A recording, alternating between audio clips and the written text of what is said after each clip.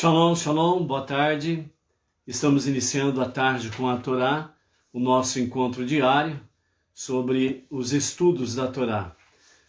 Lembrando que os nossos sábios dizem a Torá é o alimento da alma. Ou seja, os 5 primeiros livros da Bíblia, com as suas bases, seu fundamento judaico, ele é realmente esse compêndio de 5 livros. Ele é a essência, a base, o alicerce de todo o universo, de tudo aquilo que existe no mundo visível e no mundo invisível. A Torá, os 5 primeiros livros das Escrituras Sagradas, são essencialmente o alimento da alma do ser humano, para que ele possa, por ela, se alimentar e através disso daí se fortalecer, fazer com que a sua alma divina seja cada vez mais forte, esteja mais estruturada diante das adversidades, diante dos obstáculos que a vida nos oferece, lembrando sempre que tudo provém de Deus. Nada, absolutamente nada, foge à vontade divina. Então, portanto, tudo aquilo que vem acontecer em nossa vida e ao nosso redor, que envolve a nossa existência, ela tem a permissão divina. E nesse sentido, se tão somente nós olharmos de forma adequada para aquilo que as Escrituras nos ensinam, então, de uma forma fisicamente falando, emocionalmente falando, ou seja, tanto fisicamente como a nossa psique, nós podemos compreender que quando nós olhamos de forma espiritual e valorizamos realmente a questão de tudo é Deus, Deus é tudo, ou seja, simplesmente tudo está debaixo da vontade divina, né? Duas coisas essenciais que Deus não interfere no sentido exato da palavra é que, primeiro, se você vai ser uma pessoa justa, um tzadik, ou um rachá, uma pessoa perversa. Isso Deus não determina para ninguém. Ele deixa isso a critério do livre-arbítrio do ser humano. Então é o ser humano que ele determina, ele escolhe, né, se ele vai ser uma pessoa justa ou uma pessoa perversa. Obviamente, toda a nossa decisão ou qualquer decisão que tomamos, nós somos reféns, de um certo modo, das consequências da decisão que nós tomamos. Então, que nós possamos ter a sabedoria divina, a sabedoria que vem do alto, para que realmente nós tenhamos o verdadeiro temor a Deus. Esse verdadeiro temor a Deus significa respeito, reverência, render-se àquele que somente pode dizer, eu sou. Então, esse temor a Deus, ele não está relacionado no sentido negativo da expressão da palavra medo, pavor ou terror. Não. O verdadeiro temor a Deus é aquele que está ligado na sua essência de respeito, reverência, reconhecimento que somente Ele é tudo e que eu sem Ele sou nada, sou insignificante e com Ele eu me torno filho do Deus Altíssimo, eu me torno um príncipe do grande rei.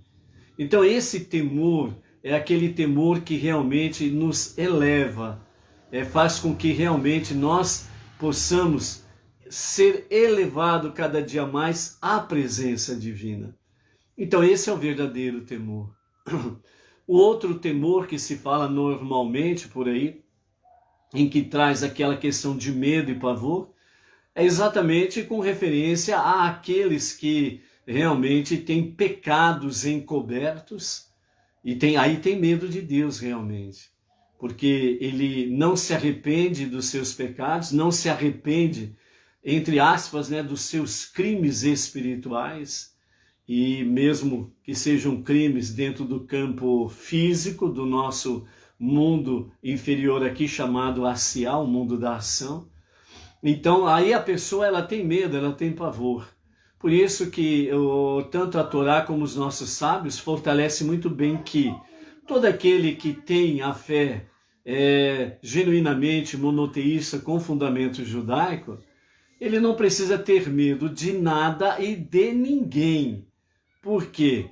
Porque o Todo-Poderoso está contigo. Você está com o Todo-Poderoso. E mesma coisa no sentido de que forças negativas, né, feitiçarias e companhia limitada, ela não atinge aqueles que temem a Deus, daqueles que estão cada dia mais em conexão com Deus. Então, são coisas que nós não precisamos ficar preocupados. Ah, fulano não gosta de mim, Beltrano também não gosta de mim, porque o cicrano lá mexe com forças ocultas e quer me prejudicar e por aí afora vai. Nós não precisamos perder tempo com isso. Muito pelo contrário, nós precisamos cada vez mais estarmos conectados com Hashem. Dentro desse campo aí, a primeira escolha que Deus colocou diante de nós é se nós vamos tomar a decisão de sermos pessoas justas ou pessoas perversas. E a segunda questão, na sua essência, que Deus deixa com referência à nossa opção, à nossa escolha, é exatamente sobre a questão de estudar a Torá, ler, ouvir a Torá. O quanto que você vai estudar, o quanto que você vai se dedicar a isso, a grandiosidade de Deus, aos seus mandamentos. Isso daí é outra coisa que nós precisamos decidir, e Deus não decide por nós. Então é a mesma questão. O que Deus precisa fazer, Ele faz. O que nós precisamos fazer, somos nós que precisamos fazer. Deus não vai fazer por você o que você tem que fazer. É você que tem que decidir se vai ser uma pessoa justa ou não. Se você vai se dedicar ao estudo da Torá, à leitura da Torá, ao ouvir da Torá, os aprendizados que a Torá nos traz. É você que vai decidir se você vai se dedicar a conhecer e estudar a grandiosidade de Deus, se você vai decidir realmente se dedicar dentro desse escopo, ligados também diretamente às questões dos seus mandamentos. Então, isso são decisões que nós precisamos tomar e nos dedicarmos a estas coisas. Dentro disso, é que realmente as demais coisas que pertencem a Hashem, é Ele que o fará. Então, por isso, né, hoje nós estamos no dia 23 de abril do ano 2021 e pelo calendário judaico estamos no dia 11 de Iyar do ano 5781, a contar da criação. Então, hoje nós temos mais uma oportunidade que Deus nos concede de tomarmos novas, boas, positivas decisões que não somente alegram o seu coração, mas também que traz o seu favor como bênçãos para as nossas vidas. Por isso, no dia de hoje, o 6º dia da semana, o 6º dia do Shabat, ao pôr do sol de hoje, adentraremos ao 7º dia da semana, que é o dia sagrado de Shabat. Enquanto os judeus guardam o Shabat, os Benei Noach, os não-judeus, abraçando a fé monoteísta, se dedicam a honrar o Shabat.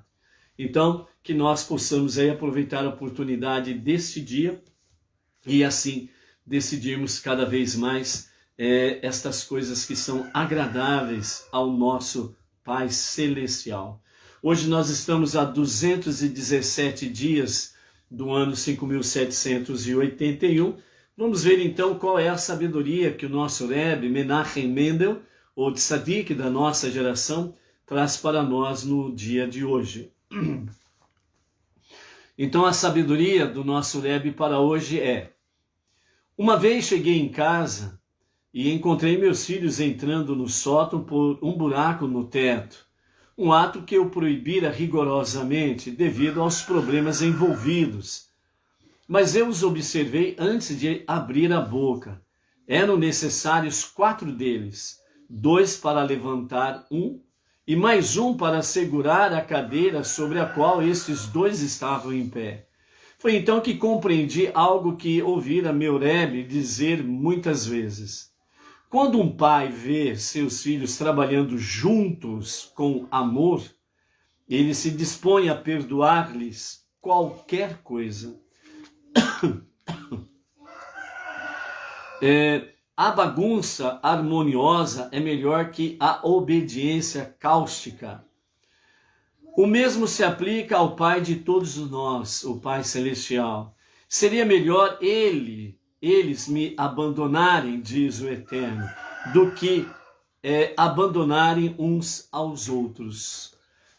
Dentro desse sentido, não esquecendo que nós estamos num grupo de 26 ensinamentos, com o título de Somos Todos Um.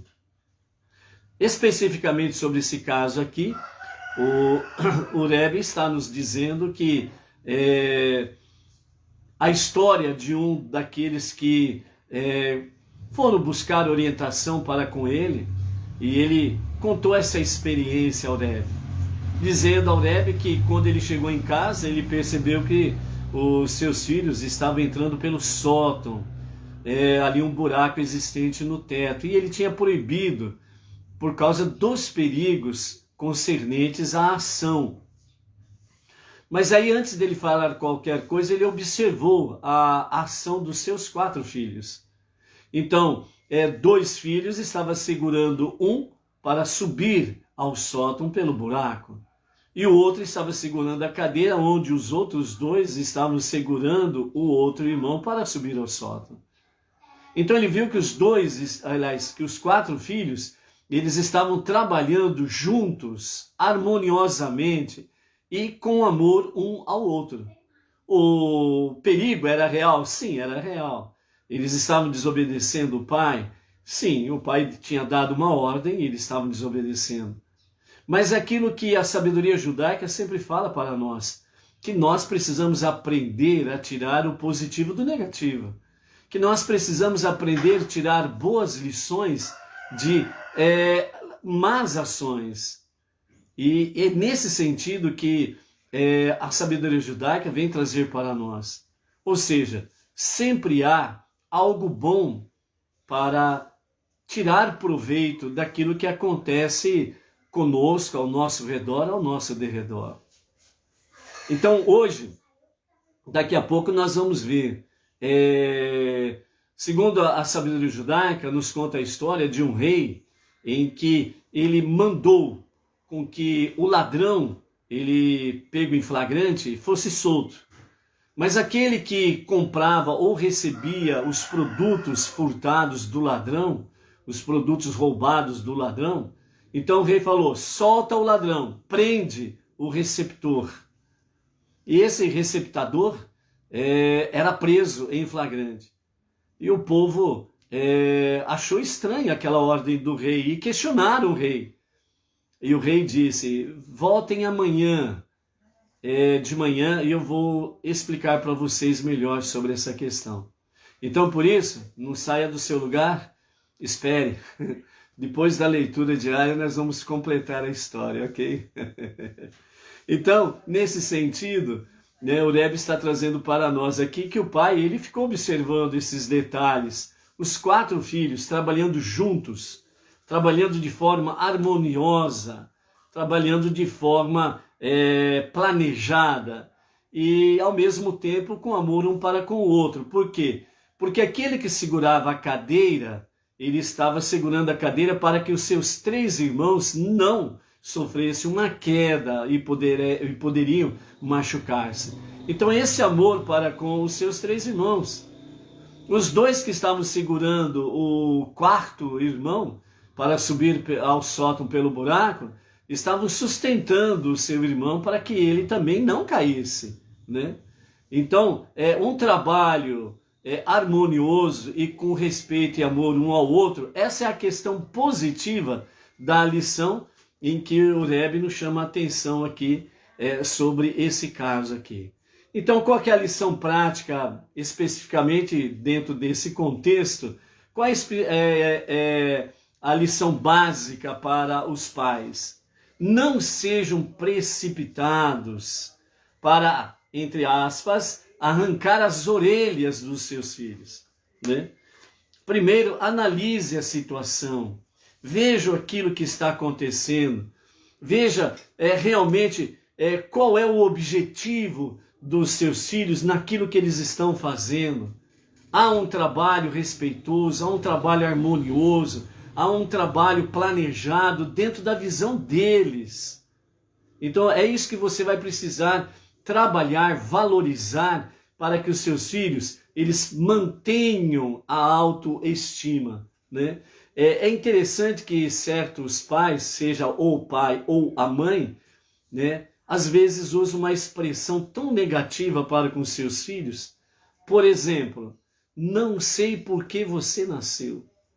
É uma expressão absurda, é uma expressão muito negativa e contém muita maldição. Porque quando o pai ou a mãe, principalmente a mãe, né, lembra que daquele ditado antigo, né, que sempre foi enfocado por aí, né? Praga de mãe pega. Então, sempre falava assim, cuidado com a praga da mãe, que praga da mãe pega. É uma realidade aí, não resta dúvidas. Então, uma mãe que chega a expressar de uma forma tão negativa, com referência ao seu filho, não sei por que essa criança nasceu. E tem umas que chegam ao cúmulo do absurdo e diz, né, não sei por que essa praga nasceu. Amados, a palavra tem poder, né? E aí, o que acontece, né? Mais tarde ou algo semelhante, né? O filho se torna realmente uma praga. Aí a mãe depois diz, né? Mas onde será que eu errei na educação? A resposta é simples: em tudo você errou. Em tudo você errou. Simplesmente isso. A partir do momento que a mãe diz, não sei por que essa praga nasceu, acabou. Só uma forma de remover essa maldição é a mãe se arrepender verdadeiramente e realmente retirar essa palavra de maldição sobre o seu filho diante de Deus, pedindo a Deus que não leve em consideração essas palavras que você disse sobre os seus filhos, e pede para Deus não somente perdoar, mas peça para Deus retirar toda a palavra negativa e toda a palavra de maldição sobre o seu filho. E rogue ao soberano para que dê sobre o seu filho bênçãos e muito shalom. Então, na realidade, o que nós temos diante de nós são fatos em que Deus mostra o quanto que nós precisamos realmente procurar tirar do mal o bem, tirar do negativo o positivo, fazer com que da escuridão possa brilhar a luz, da maldição possa brilhar a bênção. E isso depende de cada um de nós. Por isso que nós tivemos aí na nossa aliá de ontem, na nossa leitura de ontem, Levítico 19, né, capítulo 19, verso 18. Amarás o teu próximo como a ti mesmo. Dentro desse escopo, qualquer pessoa que lança uma maldição sobre a outra, significa que ela não ama a si mesma. Qualquer maldição que o pai ou a mãe lança sobre os seus filhos, significa que não amam a si mesmo. Como que vão poder amar os filhos?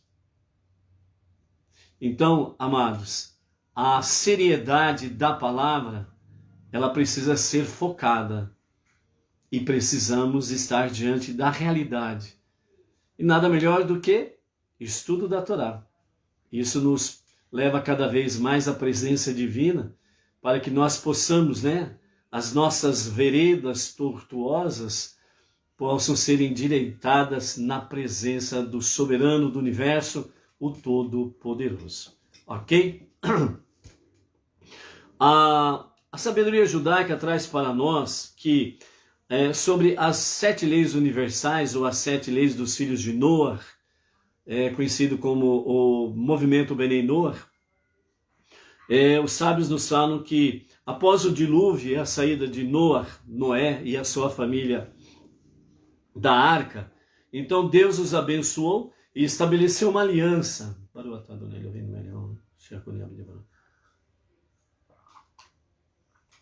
E Deus estabeleceu uma aliança, assegurando-lhes de que jamais haveria outro dilúvio para destruir a terra.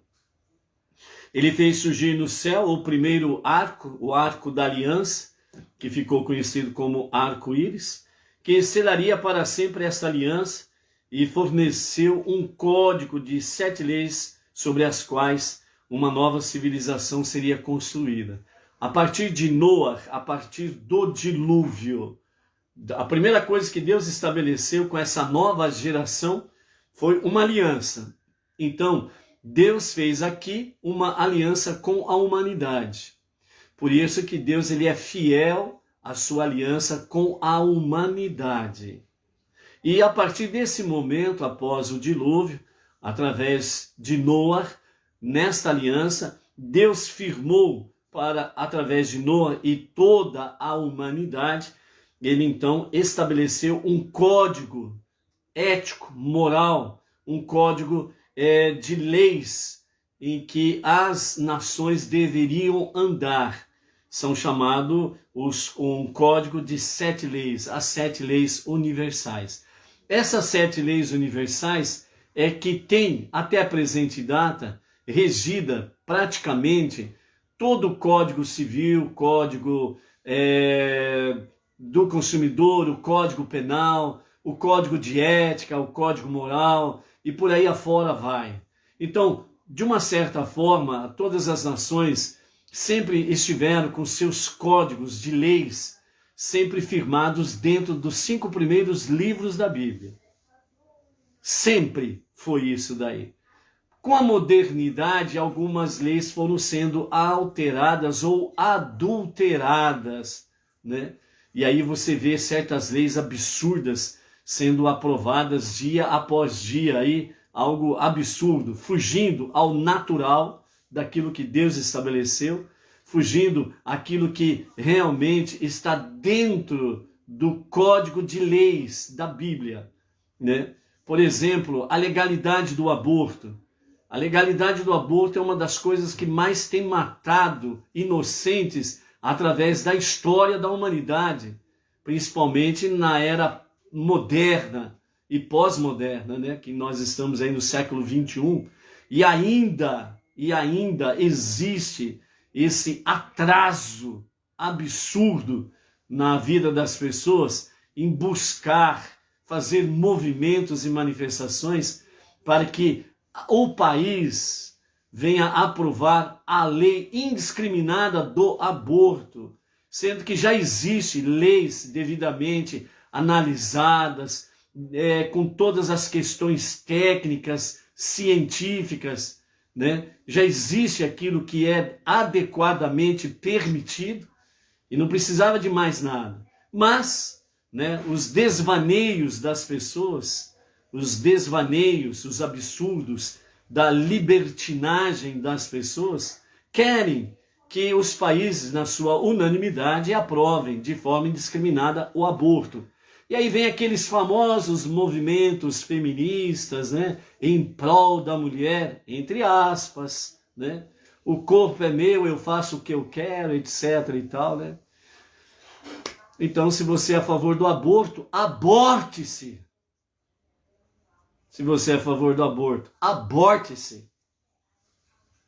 Mas isso você não quer, né? Você já nasceu, você não quer abortar-se, mas quer abortar aquele que está ainda no ventre da mãe, vivo, e não quer que deixe vir a luz do dia. Então é fácil matar inocentes indefesos. Então quem é a favor do aborto, por que não se aborta? Aborta-se. Não é verdade? Então por aí afora vai. Essa é uma das leis que andam adulterando por aí de forma absurda, né? outras coisas, né, que vem aí, né, dentro de ideologias, que menino não é menino, menina não é menina, você é uma coisa, depois de algum tempo você que vai decidir o que você quer ser, se você quer ser bicho ou gente, se você quer ser um qualquer coisa e outra qualquer coisa, é aí você que vai decidir. Mas é interessante que os mesmos que defendem isso, eles querem o direito que crianças tenham o direito, entre aspas, de fazer cirurgias para mudar de sexo, entre aspas. Ué, mas vocês não defendem que a dita cuja da criança, depois de uma certa idade, quando tiver mais amadurecimento, entre aspas, obviamente, né, decide o que quer decidir, o que vai ser? Agora você quer decidir pela criança, aquela que você não quis abortar, ou que não foi abortada por um ato involuntário seu, porque a sua vontade era de abortar aquela criança. Agora você quer pegar aquela criança e obrigá-la, sem ela ter o poder de decisão, quer obrigá-la a mudar de sexo, entre aspas, porque é impossível alguém mudar de sexo.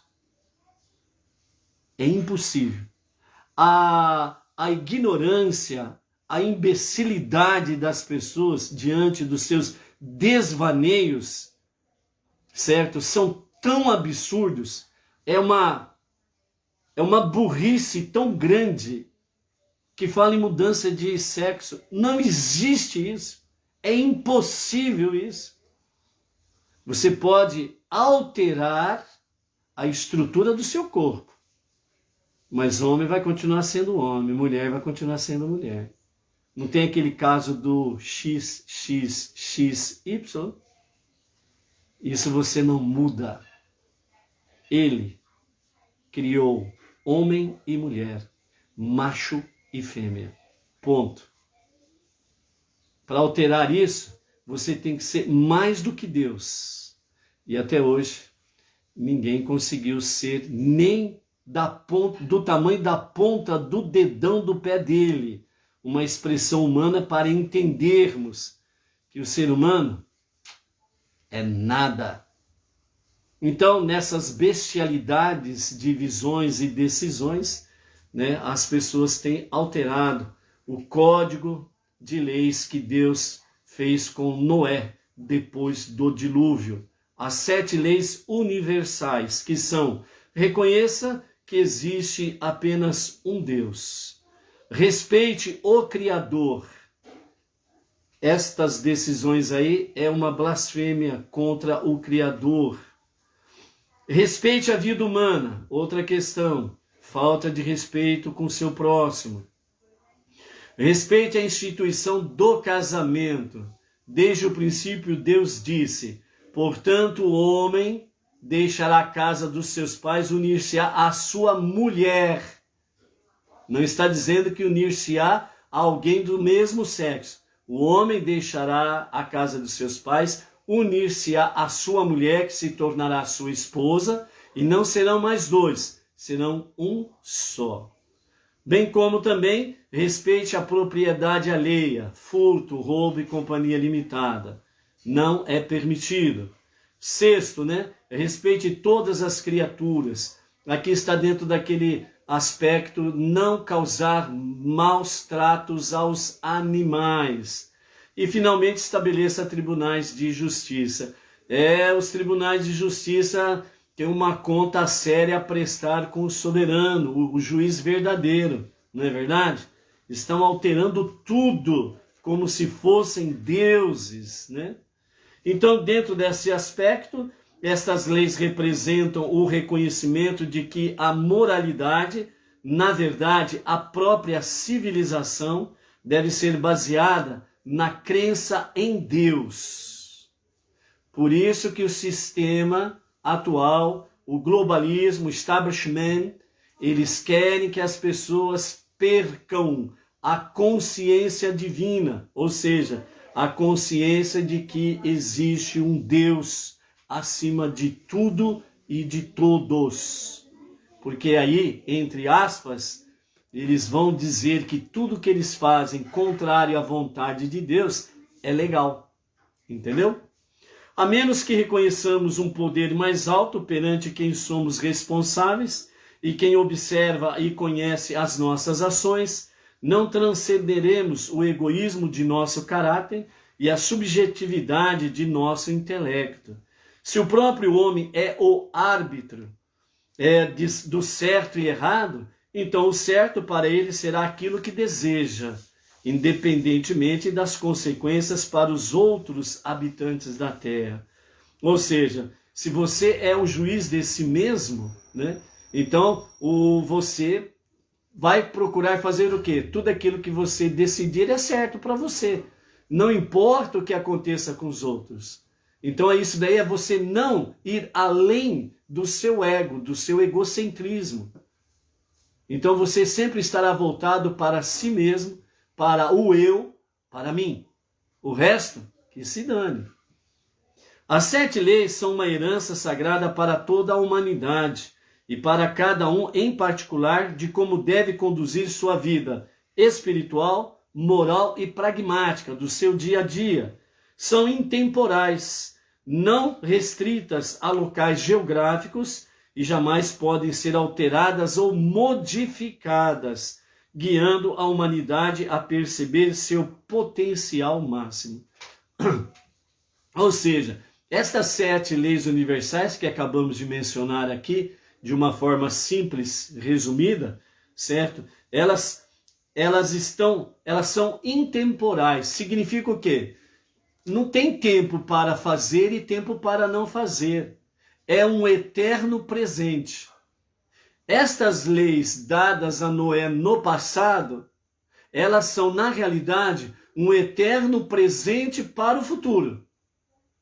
Então elas são intemporais, não restritas a locais geográficos, ou seja, nos quadrantes da Terra, nos 4 ventos da Terra, norte, sul, leste, oeste, em qualquer lugar que há o ser humano, é para ser aplicada. Ela tem validade nos 4 cantos do nosso universo. Bem como também elas não podem ser alteradas ou modificadas. Quem altera e modifica aquilo que é realmente da vontade divina que ele estabeleceu, tem contas sérias a prestar diante do soberano, guiando a humanidade a perceber seu potencial máximo. Ou seja, estas leis que Deus nos concede não é para anular o ser humano, muito pelo contrário, é para buscar cada vez mais o seu potencial máximo. Porque à medida que nós vamos buscando a obediência para com a vontade de Deus, mais e mais Deus vai permitindo que se manifeste em nós o nosso potencial. E aí, realmente, nós somos abençoados. E por fim, chegará um tempo em que todos estarão preparados para incorporar este caminho. Será então o início de um novo mundo de sabedoria e paz.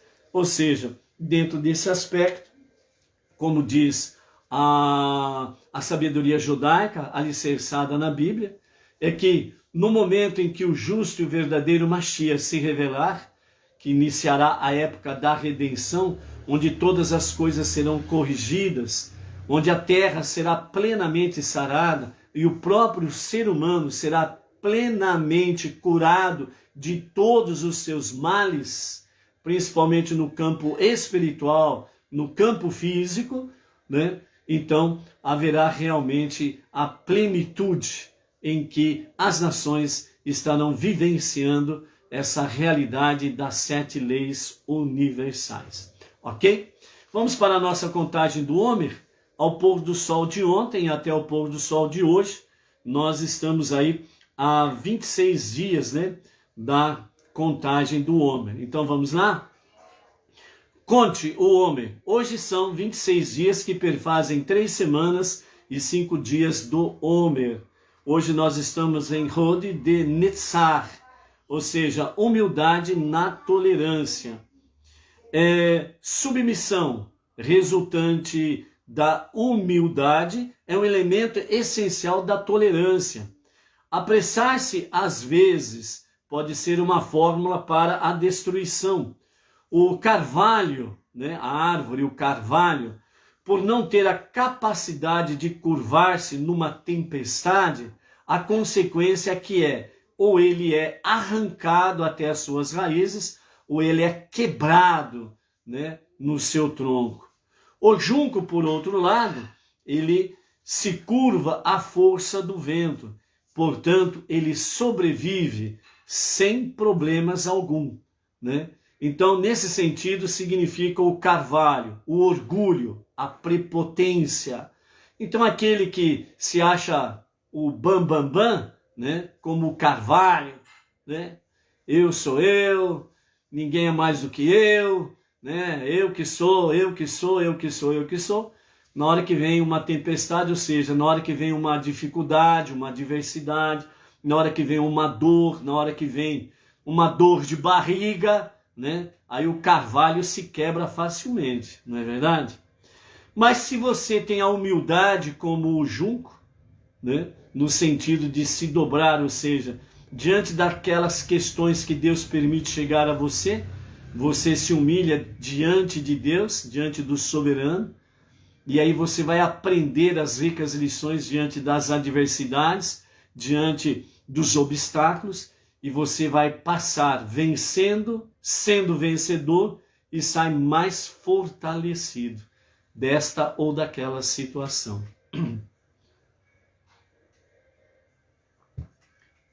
Então, pergunte-se, eu percebo quando devo curvar-me por força e não por medo? Por que frequentemente sinto-me temeroso de me submeter? Tolerância é alavancada pela força interior. Rode de Netzar, ou seja, humildade na tolerância, é o reconhecimento humilde de que a capacidade de tolerar e triunfar origina-se na alma que Deus deu a cada pessoa. Essa humildade não compromete o impulso da tolerância. Ao contrário, intensifica-o, porque a tolerância humana apenas pode ir até um certo limite, ao passo que a tolerância que vem da alma divina é ilimitada. Atribuo o meu sucesso apenas à minha própria força e determinação? Onde que está o atributo do meu sucesso? Estou convencido que sou todo-poderoso devido ao meu grau de tolerância? Onde consigo a força quando tudo parece ser tão árido, difícil de ser superado? Exercício para o dia. Ao acordar, agradeça a Deus por ter lhe dado uma alma com o extraordinário poder e versatilidade para tolerar, apesar de desafios fatigantes. Isso lhe permitirá conseguir energia e forças para o dia todo. Ou seja, ao acordar, nunca deixe de agradecer a Deus pelo dom da vida que Ele está te renovando neste amanhecer. Ok? Vamos para a nossa sexta leitura. Nós estamos no capítulo 19 de Levítico, do versículo 33 até o capítulo 20 e o verso 7. Vamos continuar aí com os mandamentos, preceitos, decretos, que o Eterno está dando ao povo judeu e através do povo judeu às nações, aquilo que é pertinente aos não-judeus, sobre condutas e proibições que faz com que você seja cada dia mais uma casa de Deus, ok? Então, capítulo 19, verso 33, com os comentários de Rashi. Conforme vos foi ensinado, quando um converso, um convertido, não judeu, se converte ao judaísmo, habitar convosco em vossa terra, não o insultareis, lembrando-lhe que originalmente era idólatra ou levava outro tipo inferior de vida, tendo só recentemente aceitado a fé judaica. O converso que habitar convosco será tratado exatamente como o natural entre vós, e o amarás como amas a ti mesmo. porque fostes estrangeiros no Egito, e, portanto, ele pode facilmente retribuir o insulto. Eu sou Deus, vosso Deus, teu e dele, diz o Eterno. Em vossas transações comerciais, agora sobre ética nos negócios. Em vossas transações comerciais, não cometereis perversão da justiça no tocante a medidas de comprimento e área, peso e volume líquido ou seco, né? Tereis balanças exatas, preços exatos, recipiente, né, de um efá, que é uma medida exata em torno de 24,768 litros, ou 6,54 volumes de galões, para medir volumes secos e recipiente de um rim exato, que corresponde a 4,128 litros, para medir volumes líquidos. Eu sou Deus, vosso Deus, que vos tirei do Egito. Guardareis todos os meus decretos e todas as minhas normas, estudando minuciosamente suas leis, e então os cumprireis. Eu sou Deus, e seguramente vos recompensarei se o fizerdes, e vos punirei se deixardes de fazê-lo, né? Então nós estamos vendo aqui sobre o preceito da ética dos negócios, né? Então você não pode furtar, você não pode roubar ninguém em qualquer tipo de medida, seja um milésimo de uma medida, você não pode fazer com que a sua medida ela seja enganosa, seja falsa. Você precisa fazer as coisas adequadamente, ok? Então, por isso, né, as medidas, né, seja ela de comprimento, área, seja de pesos líquidos ou secos, tudo aquilo que envolve, né, negócios em si, os seus negócios precisam ser claros, transparentes, honestos e exatos, né? É melhor você sofrer o prejuízo do que dar prejuízo. Por exemplo, você é um vendedor e você vai ali pesar 1 quilo de arroz, né? Então, a hora que você pesa lá 1 quilo de arroz, então passa lá, por exemplo, 50 gramas de 1 quilo. Aí, então você vai lá e tira aquela medida que passou. E aí não fica 1 quilo, fica lá 990 gramas. Aí você, né, simplesmente fecha a embalagem e cobra 1 quilo. Não pode fazer isso. Você não pode ser desonesto com o teu próximo. É isso que Deus está dizendo, ok? Punição por servir a Molech ou Moloch e por adivinhação, né? Vamos entrar aqui nessa questão, né, que é bem delicada. Diz assim, capítulo 20, a partir do verso 1. Deus falou a Moisés dizendo: depois de transmitir as proibições que acabam de ser apresentadas, dirás aos israelitas quais são as punições por transgredi-las. Aprendeste que vos é proibido participar do culto de Molech, né? No sentido aqui, Molech, e traduzido, né, de uma forma mais simples, né, como Moloque, né, o deus Moloque. Todo indivíduo dos israelitas ou dos conversos que habitarem na nação de Israel, que entregar alguns de seus descendentes a Molech ou Moloque, seja o descendente da primeira geração ou de um posterior, legítimo ou não, será morto por determinação do tribunal por apedrejamento. Como foi mencionado e será ainda descrito mais integralmente, mais tarde, se os agentes do tribunal não conseguirem matá-lo, o povo da terra o apedrejará até a morte. Digo aqui, povo da terra, porque, em primeiro lugar, eu criei a terra por causa dos israelitas. E, em segundo lugar, é pelo mérito de seguirem minhas leis, particularmente aquelas por meio das quais livrarão a terra da idolatria, que eles se apossarão. da terra. Vamos comentar um pedacinho aqui para darmos continuidade à questão do culto a Moloque ou Moler. Então Deus taxativamente, sem rodeios e objetivamente, às claras, transparente, é proibido participar de culto a Moloque ou Moler, certo? E todo aquele que participar, ele será punido com a morte por apedrejamento. Quando você ouve isso, e muitas vezes aqueles que não têm conhecimento da realidade dos fatos falam: que isso? A pessoa vai ser condenada à morte por apedrejamento? Mas você conhece o que é culto a Moler ou Moloque? Quem é Moloque? Você conhece essa realidade? Conhece a história? Vejam bem o que nós vimos nessa semana.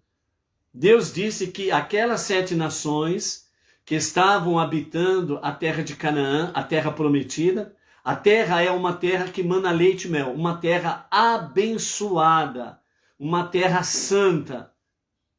E ela é considerada até hoje, como nós conhecemos hoje, como o Estado de Israel, que ainda não está nas dimensões bíblicas do princípio. Chegará lá, certo? Dentro desse sentido, Deus disse que essas 7 nações, elas não eram dignas de habitar uma terra tão abençoada, uma terra que produz leite e mel. E aí Deus disse, nós vimos aqui anteriormente, Deus falou especificamente para o povo israelita. Estas nações, elas praticam todos os tipos de perversidade contra o próximo, toda perversidade e no sentido de libertinagens, em todos os mais baixos níveis de perversidade, de libertinagem, dentro do campo sexual, e a violência contra o próximo. Então, matar o próximo para eles era uma diversão. Práticas lascivas, libertinagens e práticas surreais ou bizarras, para eles era uma coisa normal.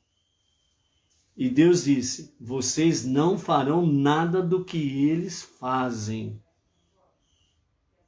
E quando aqui chega nessa parte aqui do capítulo 20 de Levítico, Deus ele vem e fala de uma forma bem clara que todo aquele que participar do culto a Moler ou Moloque será condenado à morte por apedrejamento. Por quê? Aí está o detalhe. Por quê?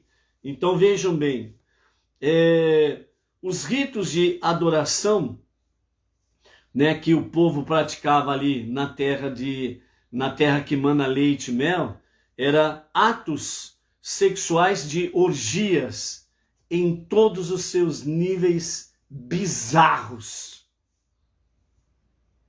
Nem procure imaginar o que seja todos os níveis bizarros dentro das orgias sexuais, que não compensa nem pensar, que só de pensar já é pecado.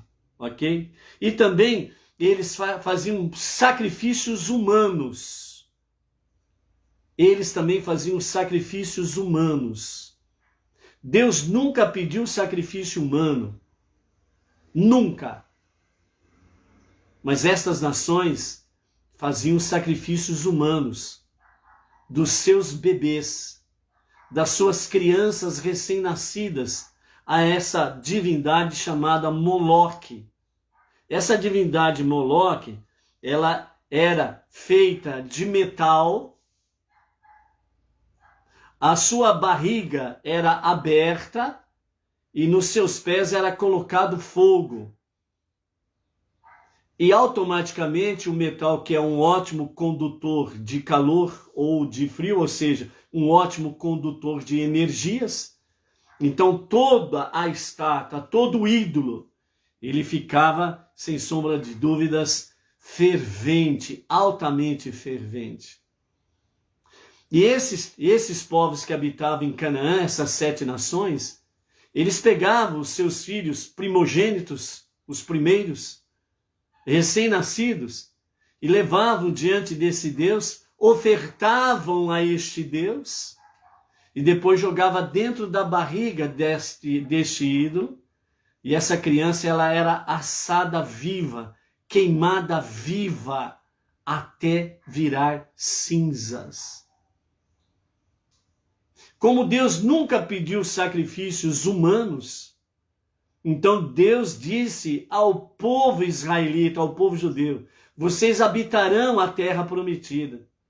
E está proibido de participar do culto a Moloque. Quem participar do povo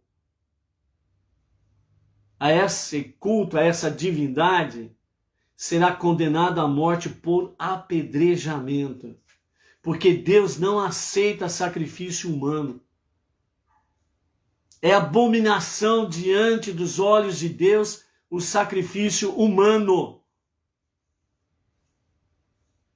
Por isso, Deus nunca pediu sacrifício humano para perdão de pecados ou qualquer coisa semelhante. Ponto. Quem participa é digno de apedrejamento até a morte. Essa foi a advertência que Deus disse ao povo israelita. Abominação, sem sombra de dúvidas. Esse Deus Moloque, dentro do mundo grego, ele ficou conhecido como o Deus Cronos, o Deus do tempo. Então, a mesma divindade Moler ou Moloque, dentro do campo grego, ele ficou conhecido como Cronos. Essa mesma divindade, Moler, que aceita sacrifícios humanos, dentro do campo romano, ou seja, dentro do Império Romano, ele ficou conhecido como Saturno, o Deus Saturno.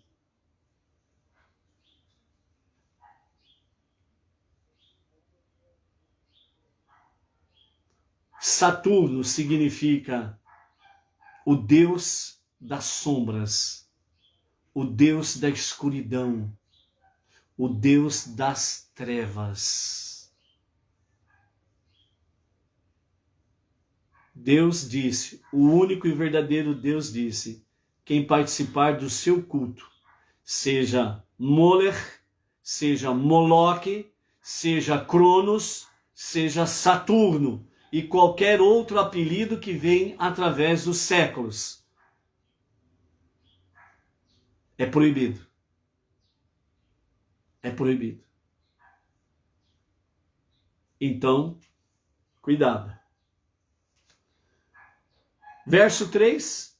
Caso ele não seja morto, eu porei minha atenção nesse homem e cortarei do meio do seu povo. Ele morrerá prematuramente sem filhos, porque deu de sua descendência a Moler, assim impurificando espiritualmente os israelitas, meu povo santo, e profanando meu santo nome. Especialmente, ou especificamente, se o povo da terra ignorar esse homem quando ele der de sua descendência a Moler, ou Cronos, ou Saturno, e qualquer outro nome que através da modernidade foram colocados sobre ele, e não o entregar à justiça para que seja morto, apesar de o homem ter sido advertido e visto no ato, eu porei, como disse, minha atenção nesse homem, e também em sua família, que o abrigou em vez de entregá-lo à justiça, tendo assim se implicado no pecado dele também. Não obstante, eu cortarei somente a ele, punirei a família apenas com sofrimentos. Essa pena de excisão só é imposta a indivíduos, nunca a uma comunidade que age em conjunto. Sede vigilantes no julgamento de tais criminosos, visto que, se ignorardes um crime, vos acostumareis a ignorar o crime em geral. O mesmo se aplica aos tribunais. Se os de pequenas instâncias deixarem de condenar e punir os criminosos, essa atitude apática acabará por impregnar a Corte Suprema também, né? Então, quando hoje você vê a Corte Suprema fazendo absurdos jurídicos, é porque a coisa começou aqui para baixo. As pequenas instâncias foi passando a mão na cabecinha dos criminosos e isso foi crescendo. Assim é também no campo espiritual. À medida que as nações foram progredindo, começaram a, entre aspas, a suportar o pecado, os crimes espirituais. E hoje, o mundo religioso virou uma bagunça, como diz outro, virou uma bagunça. Ninguém entende nada, não é verdade? E veja bem quando nós temos aqui que os que participam do culto a Moloch, ou Cronos, ou a Saturno, Deus tem uma atenção especial. Eles não vão passar impunes. Mesmo que os tribunais terrenos passem a mão na cabecinha e diz, está tudo certo, pode ir para casa, você tem liberdade, e assim sucessivamente, ok? Ou seja, essa ação, vamos dizer assim, radical de Deus, é pelo simples detalhe. Deus não aceita sacrifício humano. E quando uma pessoa ela participa de um sacrifício humano, aceita um sacrifício humano, então ele é conivente com o crime de homicídio. E o crime de homicídio, ele tem biblicamente a pena capital. Então por isso, realmente Deus não passa a mão na cabeça daqueles que participam de cultos, seja a Moloch, a Cronos, a Saturno e qualquer outro nome que vem através dos tempos como sacrifício humano. Deus não aceita. E quem participa tem a sua justa punição, sem sombra de dúvidas. Aprendeste que adorar um ídolo, de um dos 4 modos pelos quais deveis adorar a mim, isto é, sacrificando a ele, ofertando-lhe incenso, fazendo-lhe libações em sua homenagem ou prostrando-se diante dele, é pecado capital. Mesmo que o ídolo em questão usualmente seja cultuado de formas diferentes, através da modernidade, foram alterando o estilo de cultos e o estilo de adoração para esta ou aquela divindade, não é verdade? Então vejam bem, hoje não se dão nome ao deus Moloch, ou Moloch, ou Cronos, ou Saturno, não dão esses nomes específicos, mas vários segmentos religiosos dão nomes diferentes, mas a raiz é a mesma. Moloch. Porque todo e qualquer segmento religioso que aceita sacrifício humano está na raiz de Moloch. Então, por isso, analise o seu segmento religioso. Se o seu segmento religioso diz, eu aceito sacrifício humano, então você está dentro de uma idolatria perversa. Porque Deus nunca pediu sacrifício humano. Deus nunca aceitou sacrifício humano. Isto é um crime aos olhos de Deus. É uma abominação aos olhos de Deus. Ok? A esses 4 modos acrescento agora um 5º, o rito específico de adoração a Moloch, fazendo passar uma criança através de 2 fogueiras. Assim cortareis do meio de seu povo todos os que se extraviarem atrás do adorador de Moloch, Cronos, Saturno, e etc., extraviando-se eles próprios atrás do culto de Moler. Aqui nós estamos vendo, segundo os comentários de Rashi, que Deus está acrescentando uma quinta questão na adoração dos ídolos. Passar uma criança, ou seja quem for, por duas fogueiras. Que duas fogueiras são essas? Aquela fogueira de brasas, em que as pessoas passam descalças sobre a fogueira, é uma forma de ofertar a divindade pagã Moloque, certo? E também aquela que realmente as pessoas aceitam o sacrifício humano, que é o caso raiz do problema, Moloque, que aceitava, né, a divindade ali, era dado a ele, né, as pequenas crianças eram jogadas dentro do seu ventre, que estava ali em brasa viva, e as crianças, elas morriam ali assadas, queimadas até as cinzas. Então, toda e qualquer prática que dão o nome de religiosidade e que aceita sacrifício humano, está na realidade adorando o deus Moloque. Foi-nos ensinado que é proibido praticar a adivinhação. No que diz respeito a uma pessoa que se voltar para a adivinhação, sustentando em sua axila uma caveira ou cadáver, e falando dali ou para a adivinhação, pondo na boca o osso de um animal morto, chamado Yadua, e falando dali, extraviando-se assim atrás dessas perversidades. Eu porei minha atenção nessa pessoa e a cortarei do seu povo. Ela morrerá prematuramente e sem filhos.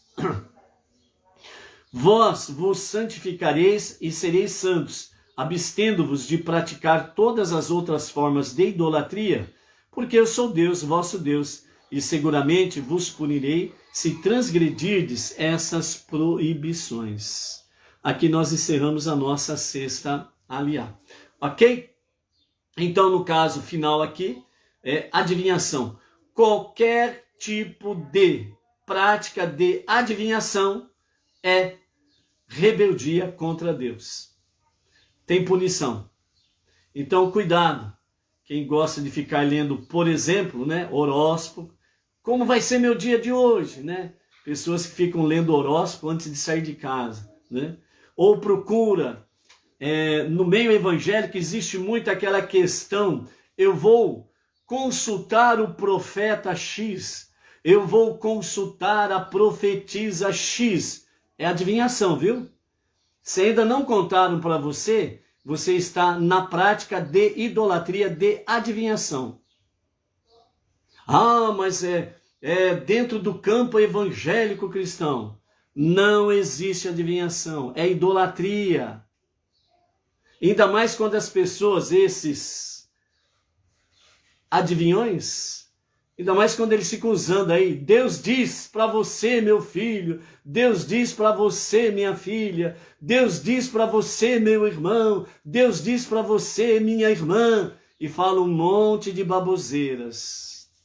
Estão todos na idolatria da adivinhação. Deus não está presente nisso. Deus não falou nada. Quando diz por aí, ó, entre aspas, né, profetas, profetisas e companhia limitada, ó, Deus diz, corre, sai de perto. Deus não está falando nada e Deus não está com essa pessoa. O que Deus disse está nos 5 primeiros livros da Bíblia. Está dentro de todo o escopo das Sagradas Escrituras, que é conhecida entre as nações como o chamado Antigo Testamento. Fora isso, Deus não disse nada. E dentro desse alicerce, o que temos para nós são os ensinamentos de sabedoria que os sábios do povo judeu, através dos milênios, têm se dedicado dia e noite em estudar a Torá escrita e trazendo ensinamentos através da Torá oral para o nosso aprendizado diário. Ok? Então, cuidado com esse negócio de adivinhação. Viu? Isso daí não tem absolutamente nada a ver com a verdade bíblica. É mais uma fantasia de muitos que criaram determinados segmentos religiosos e fica por aí afora batendo papo, que nem papo de galinha, né? Deus disse, Deus não disse nada. E também está escrito, né, o Eterno falando através do profeta, onde ele diz assim: por que vocês ficam dizendo por aí que eu disse, sendo que eu não disse nada?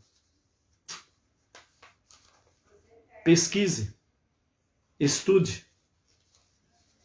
Não seja sábio, inteligente aos seus próprios olhos, porque a sua inteligência aos seus próprios olhos chama-se de burrice, ignorância. Quando, com humildade, nós buscamos a sabedoria divina, quem nos ensina é Deus. E os sábios são aí para aprimorar o conhecimento. Ok? Algumas coisas, vamos dar algumas pinceladas nesses momentos finais daquilo que nós aprendemos até aqui, né? Dando umas pinceladas em algumas coisas aí, ok? Quem que nós temos aí? A Inês Martins, temos a Malu, o Luiz Ribeiro, o Marcos, a Vera, temos aí, quem mais? Deixa eu ver, aqui, o Pedro Fernando, a Leocádia, quem mais? William, a Nadir, né? Baruch Hashem. Quem mais que nós temos aí? A Edna é titular, viu, gente? Quando eu não falo da Edna, não é porque eu esqueço dela, não. É que a Edna é titular mesmo. A minha querida fofa é titular. Ela senta na primeira cadeira. Né, dona Edna? A dona Ária. Então, nós temos aí, né, os amados aí. Algum nome que a gente não citou é porque não vi aqui dentro da nossa configuração aqui, ok? Então, dando uma pincelada aqui em algumas coisas, né? Dentro dos critérios que Deus tem nos ordenado aqui, que são mandamentos para judeus e não judeus, guardando as suas específicas dimensões para cada um, né? Então nós temos aí uma palavrinha que Deus fala assim de forma bem simples, no capítulo 18 de Levítico, verso 5. Aquele que cumprir minhas mitzvot viverá por causa delas. Infelizmente, com o mundo religioso aí deturpando os 5 primeiros livros da Bíblia a seu bel prazer, por causa da sua nova religião e do seu novo livro. Então, quando o tradutor da Bíblia para dentro do escopo entre as nações, andou traduzindo e andou, infelizmente, deturpando algumas coisas, entre elas esse versículo aqui, Levítico capítulo 18 e o verso 5. Eles traduziram da seguinte forma, né? Aquele que cumprir as leis morrerá por elas. Então, para denigrir a imagem real dos 5 primeiros livros da Bíblia, eles traduziram de uma forma negativa e pejorativa, dizendo que as leis são para a morte. Por isso que no novo livro deles, eles dizem que quem viver pela lei morrerá pela lei. Justamente para denigrir a imagem da Torá, os 5 primeiros livros da Bíblia. Mas a tradução correta deste versículo, capítulo 18 de Levítico e o verso 5, a tradução correta é: aquele que cumprir minhas mitzvot, diz o Eterno, viverá por causa delas. Prestem atenção. Anote aí, Levítico capítulo 18, verso 5. Aquele que cumprir minhas leis, viverá por causa delas. Eles traduziram que quem vive pelas leis, morre por elas. No sentido de denigrir a Torá, os 5 primeiros livros da Bíblia, eles falam que quem cumpre as leis do chamado Antigo Testamento vai morrer por elas e não tem salvação. Este é o escopo da defesa que eles fazem. Completamente alienados, completamente alheios à verdade bíblica, completamente alheios à tradução correta e o ensinamento correto do versículo, que vamos falar agora. O Ruberval Ribeiro, shalom, shalom, Ruberval. Então, vejam bem, a tradução correta é: aquele que cumprir minhas leis, viverá por causa delas. O que significa isso? Os nossos sábios trazem. Isso significa que quem cumpre os mandamentos de Deus não morre. Totalmente diferente do que eles ensinam.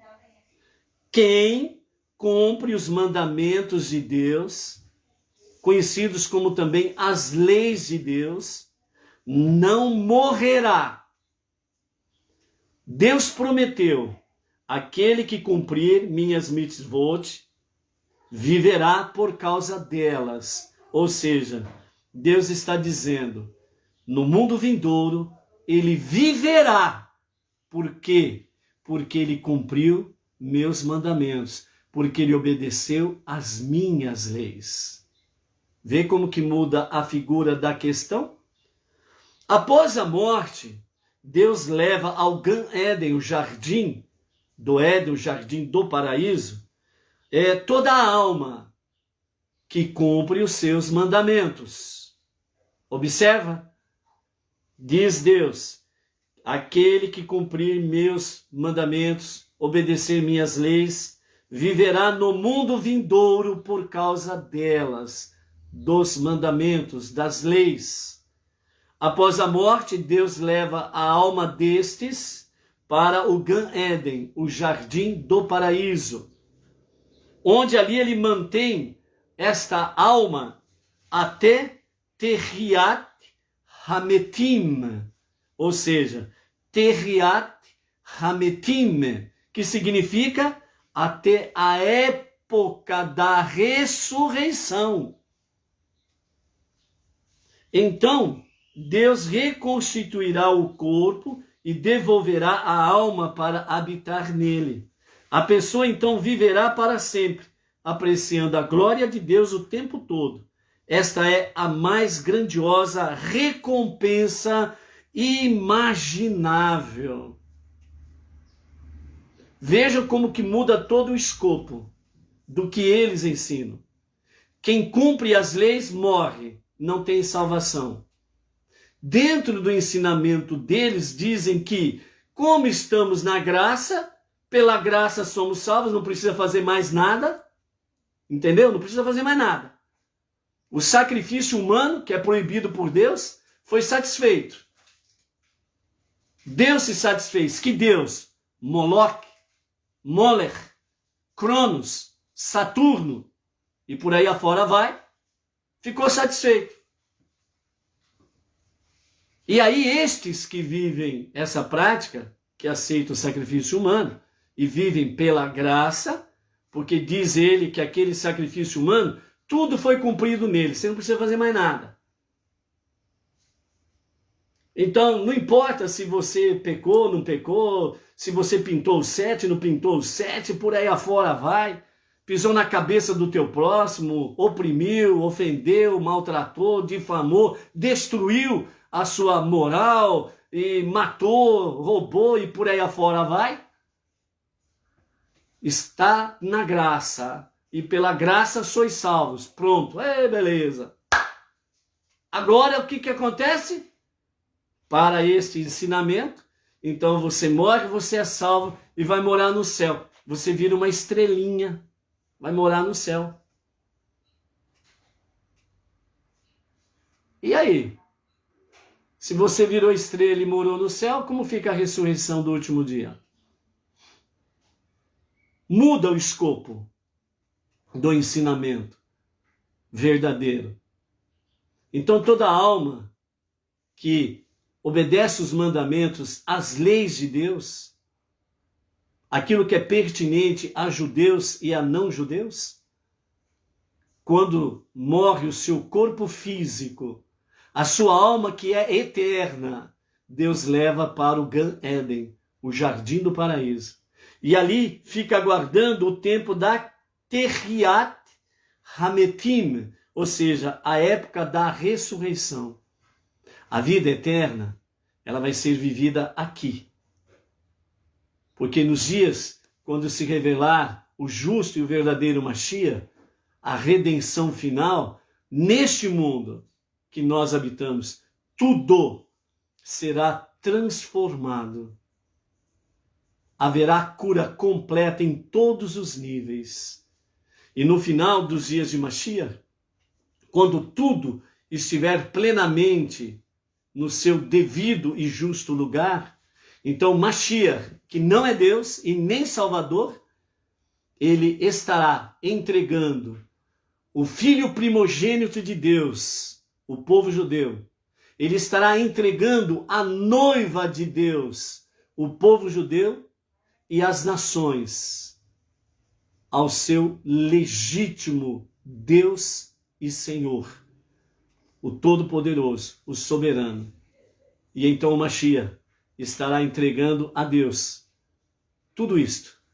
E se realizará, se concretizará plenamente naquele dia em que este mundo se transformará no lar, na casa de Deus. E ele estará entre os seus. Isto é vida eterna. E não uma estrelinha que brilha lá no céu. Entendeu? Então, vejam como que muda o real ensinamento das verdades. A Torá, é a verdade que liberta. Esta é a verdade que liberta.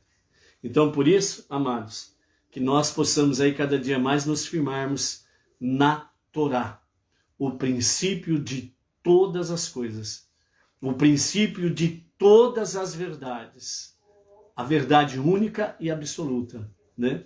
Dentro da nossa vida, que também é uma vida real, não é uma vida fictícia.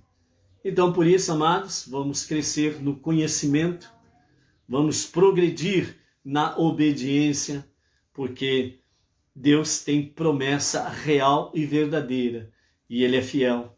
Como diz até aqui naquilo que nós estamos estudando, eu, Deus, teu Deus, cumprirei o que prometi. Ok? Boa preparação para o Shabat, um excelente Shabat, e amanhã, no dia sagrado do Shabat, às 14 horas, estaremos aqui com a tarde com a Torá. Shabbat Shalom a você, toda a sua família, toda a sua comunidade. Um Shabat com muita luz divina, muita presença de Deus. E que isso seja para renovar, revigorar as nossas forças para uma nova semana que teremos pela frente. Shabbat Shalom.